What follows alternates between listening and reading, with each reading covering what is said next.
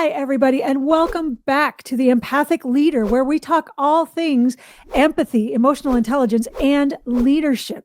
And you are going to love my guest today because she epitomizes self-leadership and what one person can do. She is a keynote speaker and advocate and the catalyst behind the Post-Disaster Mental Health Response Act, which means she is uniquely qualified to bring corporate level awareness and training to any organization. But let me tell you why. Her life took an unexpected turn when the Boston Marathon bombings left her with deep emotional scars and post-traumatic stress. Now stop and think about that for just a moment, because I remember watching as these bombings were happened and just being mortified. Now imagine what it was like to actually be there. Her healing journey led her to help individuals and organizations reimagine leadership with a focus on empathy and well-being. A communication expert with a background in writing, research, and marketing, Manya shares her powerful insights and helps individuals and organizations understand the mental and emotional effects and trauma and build resilience during times of change and crisis. She has shared her wisdom on stages like South by Southwest, TEDx, CPS, NPR, and the Boston Globe. Please help me in welcoming Manya Chylinski.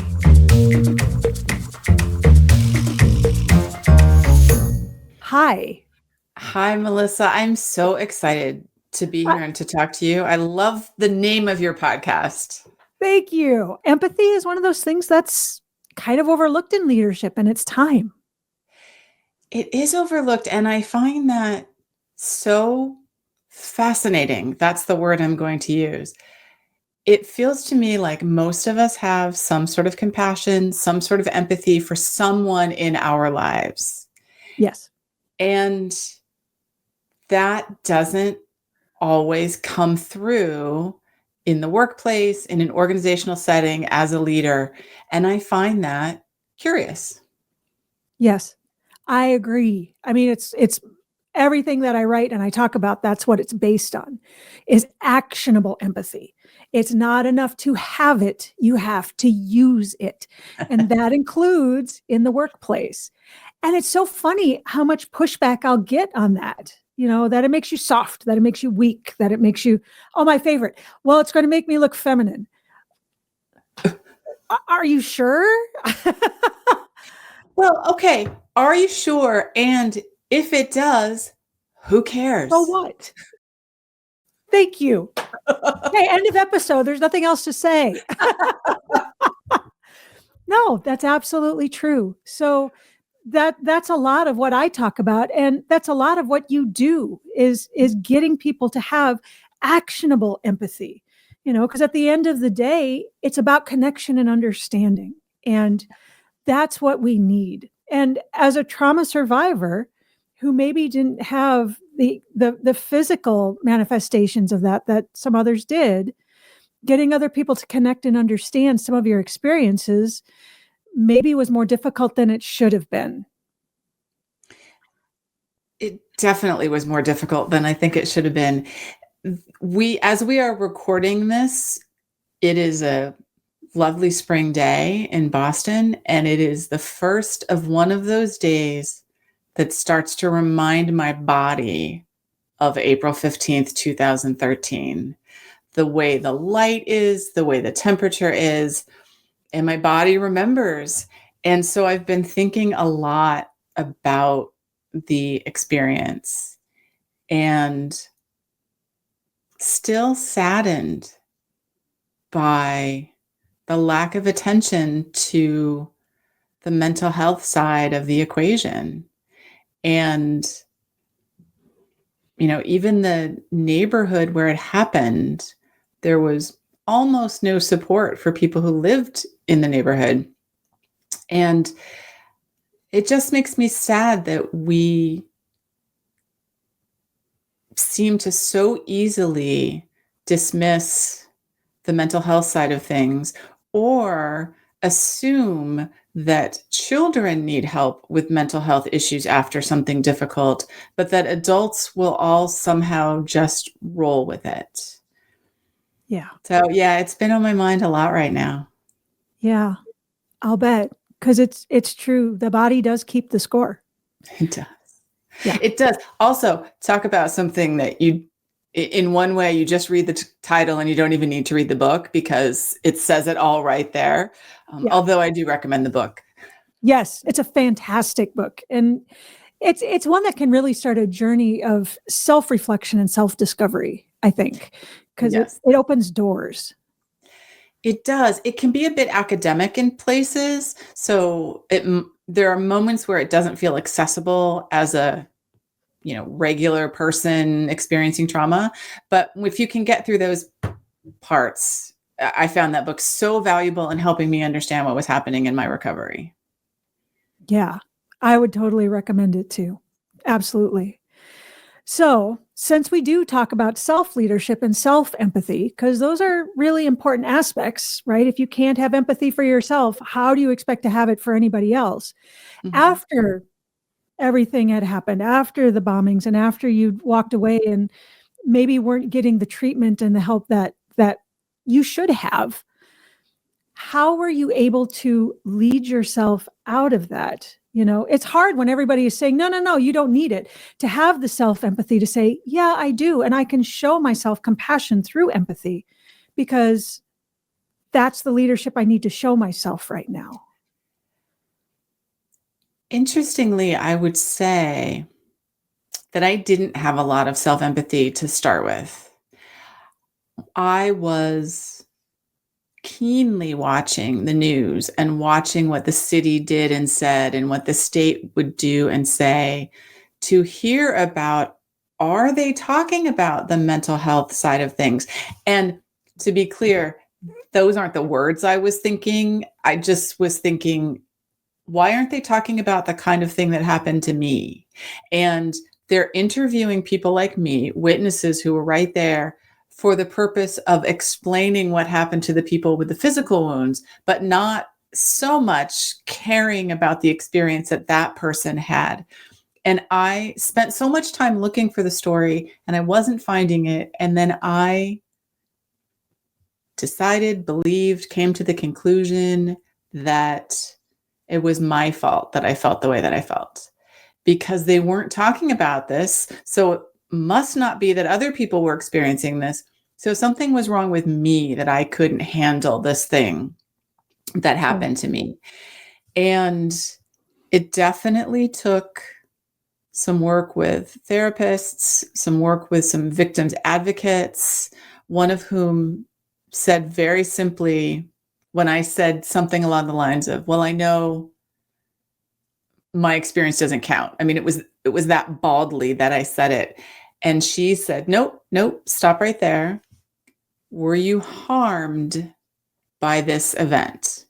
Yes or no? And I said, yes. And she said, then you are a victim and your story counts. But I honestly had to hear that multiple times. And from, as I said, therapists, counselors, this advocate, other advocates, before I felt it for myself. And my overarching emotion afterwards was anger, which is not uncommon after experiencing violence. My anger was not at the individuals who perpetrated this crime. My anger was at the city and the state for their lack of response to those of us with mental health wounds.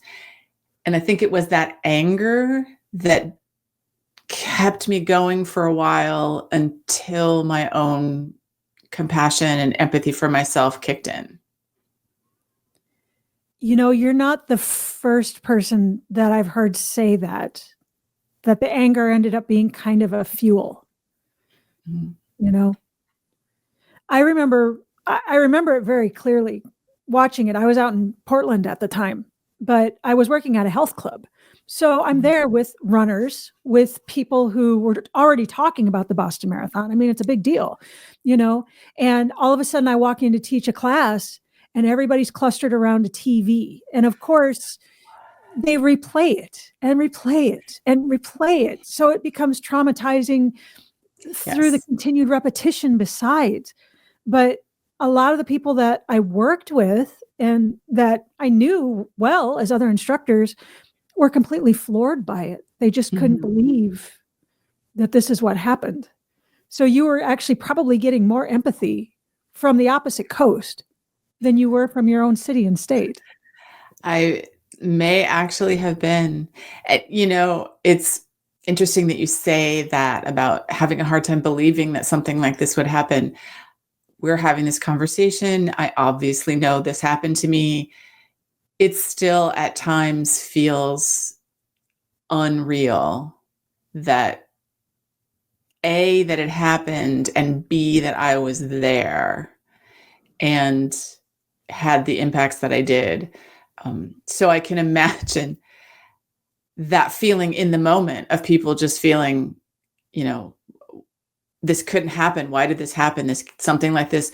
And why would it happen at this particular event? Yeah. Yeah, precisely. Because the overall feeling was these are athletes getting together in a spirit of being able to do what they do. Why violence doesn't enter into this? Why? Yeah, the enduring question. But I will say that pretty quickly, almost immediately, my experience had nothing to do with the criminal piece of it, the perpetrators, the reason behind it, any of that stuff. It just became, okay, this thing happened, and now what does it mean and how do I get through it? So it's interesting because obviously it wouldn't have happened without somebody making this decision to do this, but I've never spent much time thinking about that. It's sort of, okay, it's a fact, it happened. Now how do I deal with it? Yeah. Well, and you turned your self-empathy and self-leadership into an empathy and leadership for others. Because, you were the catalyst behind the Post-Disaster Mental Health Response Act. And that's phenomenal because not to sound trite about it, but you basically turned garbage into gold. And I would love to hear more about that. Well, I have to give credit where credit is due, which is my former Congresswoman, Ayanna Pressley, and her amazing team. So I will tell you, I am one of those people who learned early on in my career that you don't go to the boss with a question if you don't have some idea of the answer. I have a problem. Here's my idea of the solution. That may or may not end up to be the thing we do. But you don't say, solve this for me. And yet in this particular case, I called her office because at the time I was represented by her. She was my congresswoman. And she had been on the Boston City Council at the time of the bombing. And I knew that she was someone who cared very deeply about the concept of trauma and helping people recover. So I called her office and I said, look, this is my experience. We were invisible. The mental health side of things was invisible. And I have no idea what I'm asking you to do, but I'm calling because something needs to change. And her team identified what was essentially a technical issue in an existing law that when we made that change, it expanded mental health coverage for people after disasters. And I, again, talk about things that I know happened because I was there when they happened. And yet I still find difficult to believe that now there are people who may be being helped because I made this, well, not one phone call, actually many phone calls, but I made these many phone calls and found the right person, and we meshed at that moment, and what they knew they could do and what I needed matched up. But it starts with one phone call. And you made that one phone call. You could have not. You could have just said, nah, I'm not feeling it today, but you did. So, credit where it's due. Courage comes in little bite-sized pieces sometimes. Yes. bite-sized pieces of, oh, I haven't heard back. Should I email? Should I call? Oh, they're busy. But somehow something saying, just call, Yeah. just respond, just figure out what the next step is. Um, very early on, I don't know that I was consciously doing these things. It just was, I don't know what else to do. I'm doing this because it's helping, because I think this is what needs to be done. I would meet with anybody that anybody suggested was a good person for me to talk to. I a little bit felt like I was a leaf on a river. I was just going with the current, and I was going to go. And to completely mix my metaphors, I would just knock on any doors that I came upon. And if they opened, I would find out, is there something here for me? And if they didn't open, I would just keep going. And it was kind of in that spirit when I reached out to her office. I had been thwarted again and again by the city, trying to see if I could help the city become more trauma informed for the future. And for all sorts of reasons, kept being turned away. And I said, well, okay, so I can't make a change in the city. What else can I do? And somehow something triggered that I could call Ayanna Pressley. And that was the right call. But you didn't give up either. I mean, here we are talking about self-leadership again, Yes, yes.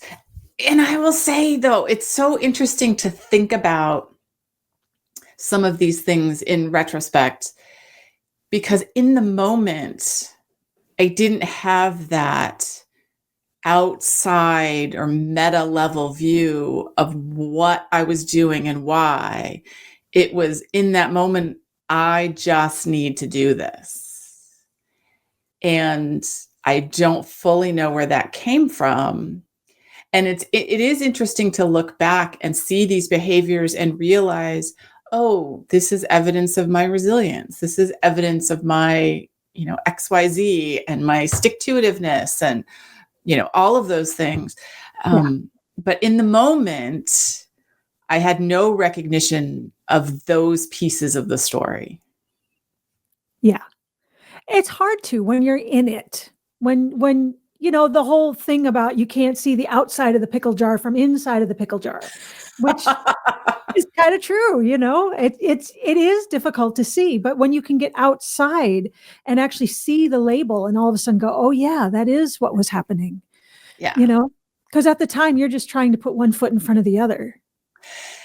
Absolutely. And it was, I'm going to wake up this morning and I'm going to breathe and I'm going to deal with this next panic attack when it comes. And all of that survival mode, which for me lasted a lot longer than I know that it did for some people. And, my body was just kind of stuck. And it was one foot in front of the other. But I guess you're right. I never thought about it, and I'm not a fan of pickles, so I'm going to pick some other kind of jar. But yes, you're right. And they say, fish don't know they're in water, right? Because you just are. It's just the environment that you're in. So I take your point in that it is hard to recognize it until you have some distance from it. Yeah. Yeah. Trauma is a insidious thing. It's the gift that keeps on giving. That is a very positive way to put it, Manya. Well done. Well done. And you do keep giving with it. I mean, you talk internationally, South by Southwest, TEDx. These aren't small stages. So you're continuing to educate, you're continuing to teach, you're continuing to lead. Can you tell me a little bit more about what led you onto that path to be the vocal advocate? I think two things. So early on, that anger spurred me on to try to get people to recognize the mental health impacts. And I started sharing my story and in a couple of places. And I very specifically, I was asked and I answered with, yes, please keep me anonymous. I don't want to share my name, but share my story. And people responded to the stories. That's my experience. That's my husband's experience. Thank you for sharing. And at some point, I realized that one of the things that I'm, I guess, fighting, I'm not sure if that's the right word, but fighting against is the stigma about talking about mental health issues. And I think that is a piece of the puzzle of why we still don't focus so much on the mental health side of things. And I realized that by not putting my name and face to the story, I was buying into the stigma that it was bad or embarrassing to own the story. So somewhere in there, I decided, I don't know how, but I just decided, nope, if I'm going to do this, then I have to put a face and a name to the story. And early on, a friend texted me after something I had done. And she said, great to see the post, great to see you out there. Just don't read the comments. And I was like, yeah, got it. And and in those kind of instances, I absolutely haven't. And then a friend asked me about my story and I told him, and he said, oh, you need to be talking about this. We need to get you on a stage and start talking about this. So he organized a panel discussion of which I was one piece about the whole incident for a communications organization that we were part of. And I realized in that moment two things: the value of me standing in front of a group of people was, it helped me just internally to share the story and see that people were listening to it, and to, processing trauma often is a lot about talking about it and working through it. So that was literally helping me heal. And the other piece was, these people are hearing this. And if even only one person who listens makes a change, that's something that's different from before when I didn't share my story. So I recognized the value of that and decided I wanted to start talking about it. And in the first couple of years after the bombing, as these things go, everybody wanted to have a bombing survivor on their stage to hear about things. So, and I don't say that to mean, that I suck and the only reason anybody got me on stage is because I'm a survivor. But there was certainly early on, that was a draw for people. A particular draw. And so I got on a lot of stages and I talked about it, and it was so valuable. And somewhere in there, I just realized, this is what I want to do. It's really important to me to help as many people as possible not feel the way that I felt after the worst day of my life, which is I felt invisible and like it was my fault. And I want to change how we talk about mental health. I want to change how we support people after trauma so that fewer people feel that way. People feel supported. People feel able to heal maybe faster because they've been validated. And their experience, people have said, I believe you. And what can I do to help? Yeah. I think I find it interesting that the word you used was that you felt heard, because that's so important, to no longer feel invisible, to no longer feel like you're just yelling out into the void and there's nothing and there's nobody and you're all alone. Yeah. I still feel that way sometimes. Because not everybody, for whatever reason, is open to the message of compassionate leadership, of empathetic leadership, of we need to pay attention to trauma survivors. We all bring different skills and beliefs to the table. And I definitely can get frustrated when I bump up against an organization or a person who doesn't see the value of what I do. And then I move on because that's not my target market then. Yeah. Well, and they're the ones that lose, frankly. Yeah. And I can say that because it's my show. So there. So that's what I'm saying. That's my opinion, and I'm sticking to it. So, but that being said, are you finding that there's any kind of shift in our approach and our concept of trauma and mental health and how we approach it? I mean, I'd like to think maybe we're getting more enlightened on it. The short answer is yes, I am seeing a shift. The more nuanced answer is not as much as I would like to see, Mm-hmm. says every advocate ever. I had to at some point come to the realization that the work that I'm doing may not show significant, movement of the needle while I am still alive, but that the work that I am doing is moving the needle in some way. For better or for worse, I think the pandemic did open our eyes to mental health in general, and we recognized a little more easily, especially in organizational settings, how important our mental health is. I think there is a bit of a pendulum swinging back after the pandemic, for all sorts of reasons, where I think we're in the swing back of this stuff doesn't matter and we don't need to pay attention to it. Yeah. We're seeing all sorts of things right now, against DEI, against inclusion, against people who are different than you or I. And that to me, in some ways, is the pendulum swinging back of post-pandemic, we're not going to care about this stuff anymore. I don't entirely understand that. I find it, from my position of realizing how important these things are, it can be sometimes quite difficult to understand the other side of the story. So I feel like things are very much in flux, but I would say in general, I think things are better than they were 13 years ago. I think we still don't do a good job after disasters and mass violence, for example, in particular. We still don't talk about the mental health wounds. Those aren't the stories.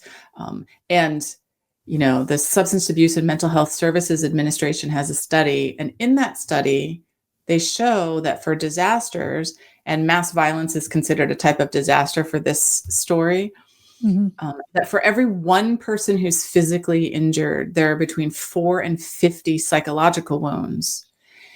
It depends on the kind of event and all sorts of factors. But that is a known fact. And certainly people in the mental health community and social work know that when something like this happens, there's going to be this flood of people who are impacted psychologically.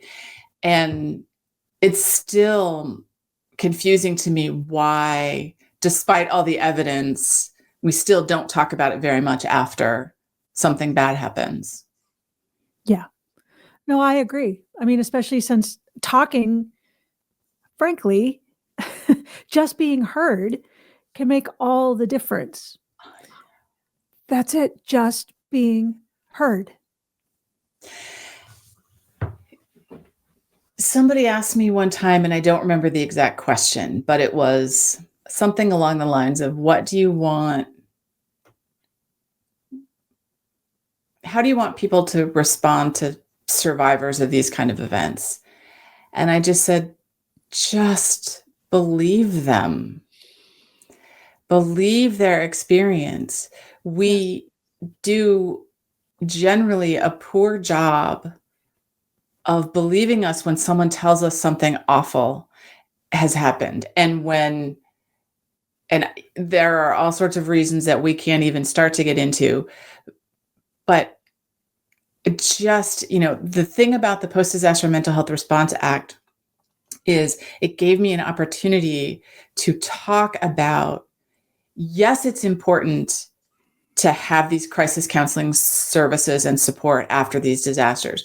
But the other piece of it that's really important is if we actually start talking about it and validate people's experience, fewer people will probably need formal mental health treatment because they'll recognize, oh, it's normal to feel this way after a disaster, after a bombing, after a wildfire, after an earthquake. It's normal to be stressed.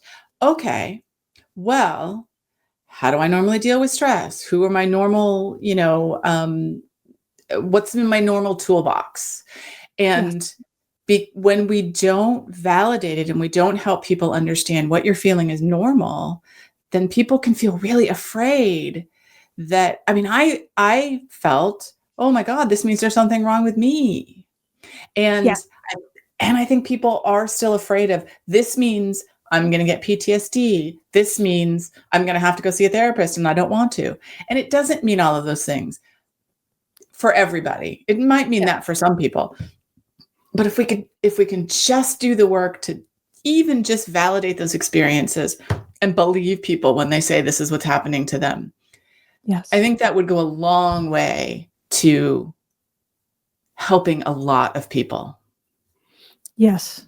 I couldn't agree more. And in the vein of leadership, I think we also don't talk about some of the workplace trauma that happens. You know? Yes.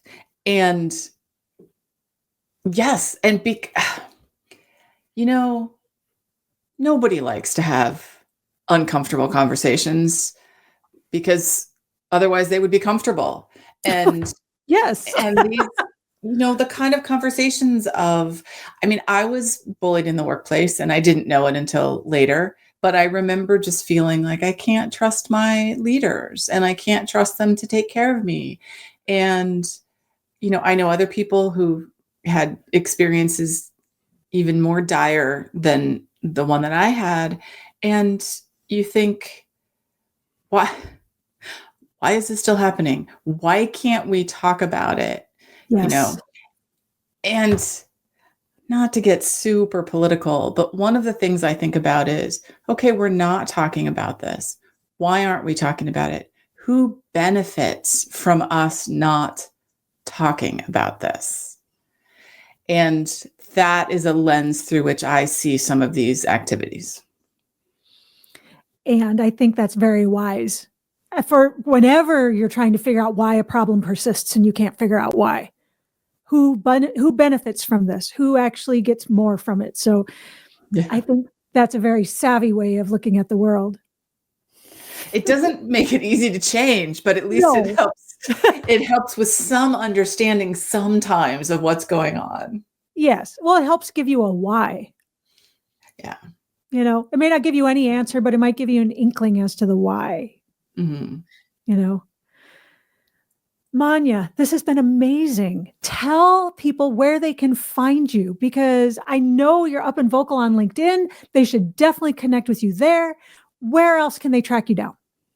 Well, LinkedIn is the best place to find me if you're looking for socials. I'm also on Blue Sky. I haven't posted much there so far. I'm just lurking, but I love it. And my website, manyachylinski.com. And I'm always open for conversations about this kind of stuff. Right now, I'm really focused on post-disaster, post-crisis, helping organizations understand kind of what's coming down the pike mental health wise after you've experienced this awful thing. So I'm always wanting to talk about that kind of stuff. So just shoot me an email, connect with me on LinkedIn. I love it. Well, and that's the biggest part is to keep the conversation going because that's how you can be heard. Keep that conversation going. Exactly. All right. One more question for you. Okay. If you can think of a person, alive or dead, known or unknown, who influenced you and the way you lead yourself and others, who would it be and why? Well, that is a question.